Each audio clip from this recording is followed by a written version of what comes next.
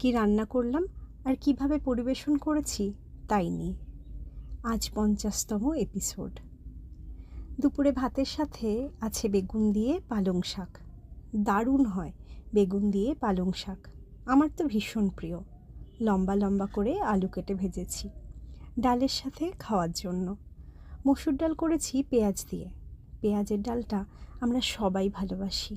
আর রান্না করলাম মাছ, কাতলা মাছ করেছি আলু দিয়ে। বেশ ভালো পেটির মাছ এনেছে। দই কাতলা করব ভেবেছিলাম, কিন্তু আজ দই নেই তো ঘরে, তাই করতে পারলাম না। একদিন অবশ্যই করব। আজকে 3 রকম মিষ্টি পাতে রেখেছি। টমেটোর একটা চাটনি করেছি, বেশ ঘন ঘন করে, খুব সুন্দর হয়েছে। আর দোকান থেকে মিষ্টি দই আর রসগোল্লা আনা হয়েছে। এই হলো আজকের দুপুরের মেনু।